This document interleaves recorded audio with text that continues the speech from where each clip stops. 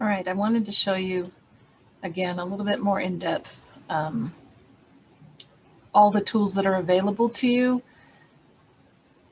when you are giving feedback or a peer review to your peers. So you click on the view feedback, okay, when you get to the person that you're grading, and that'll bring up this box right here.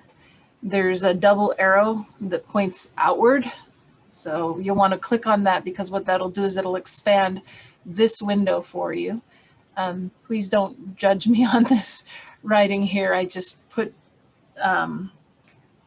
something that I had created a while ago about literacy, just as an example. So the things that you can use, the first one is a pinpoint.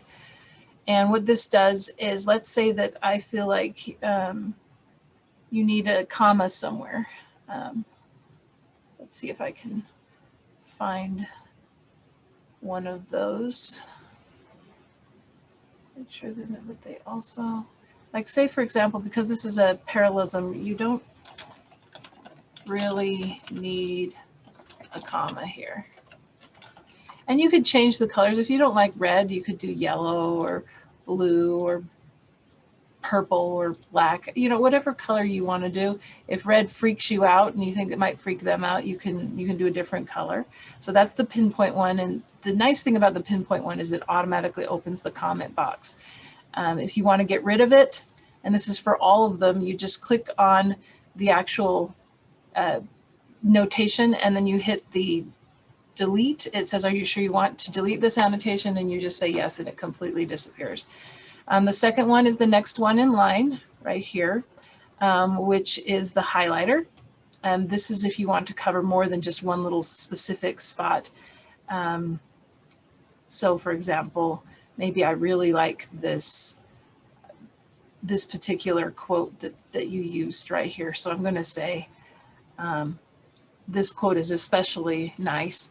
And how you do this is you hit, as soon as after you highlight it, see how the circle over here is outlined in blue. If you hit enter, it'll automatically open up that comment, great quote. I never thought about communication this way. So you're either giving them like tips on what to change, or you're giving them feedback, like reactions, basically. Right here, you see I have an extra space between the comma and the name, so remove this space. So some of it's grammar stuff, some of it's mechanics stuff. Other parts is just giving feedback on how your reaction is, like this one, great quote, I never thought about communication this way. Let's see, another one is the text box. And I'm going to say, is this the year or the page number? You shouldn't be confused about that, but that's just something. And you see, it doesn't really have a box around it. It just kind of inserts some text. So this one is especially useful if you wanted to suggest another type of thing, like say, let's see, if I wanted to add a word, let's see, let's go to not being able to understand what you read. Oh, okay, yeah, you're not supposed to use you. A reader reads, or I read. Remember not to use you. So that's one there we can do there. And then in addition, we can strike through the you, because it's not supposed to, we're not supposed to use you in narratives. We're supposed to use I. Another thing is, recently they said we're not supposed to include the titles of works in MLA anymore. So titles of the works are available in Works Cited, so we don't don't cite it in text. We just need the author's name, really. The next one, I haven't really found much use for this one. I guess I could do it as like a little insert caret here. That's some use I can find of it. Again, this is something if you wanted to circle something, you can do that.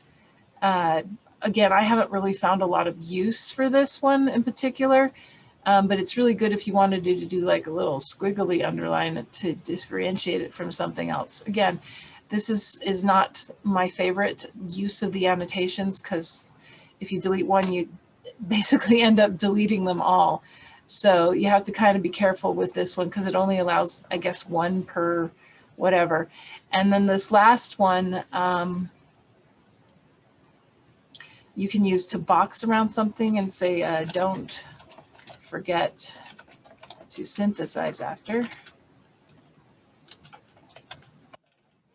that's just, again, you could change the colors of these so that they're not all red and looking really bad, or freaking people out, because sometimes red has a tendency to do that. So those are the options that you have available to you through Canvas, is a pinpoint, a strike through, highlighting, drawing, and then also putting a box. I don't think I can do a different drawing and have it count. Let's see if it deletes them all. Okay, so you actually have to go out of that and finish the comments, and then you can do another drawing.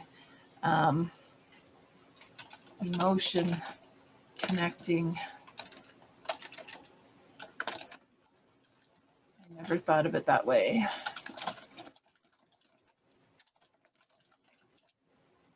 And then once you're finished with this, all you have to do is hit the two arrows that are pointing now next to each other, and then hit the exit mark. You don't have to worry, it will save all of that. If you want to check, you can of course view the feedback again. And this is also, as you, a writer, this is how you access their feedback, is the same way. You just go in and hit the double arrows and it pulls out all of their feedback for you. So it'll automatically save it. And then we're going to give some substantial comments, not the gibberish that you see up there. So this was an interesting read. I learned a lot.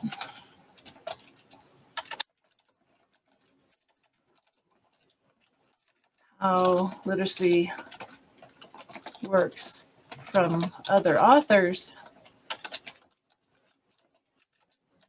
but I'd like to see what you think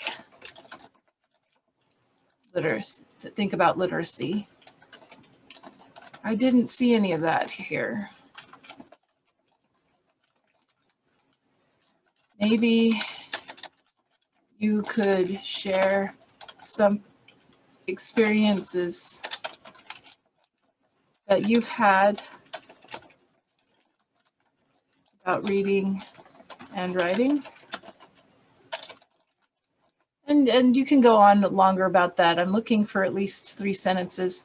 This first one is kind of a filler sentence, so I probably wouldn't count that one, which is why I added some more. I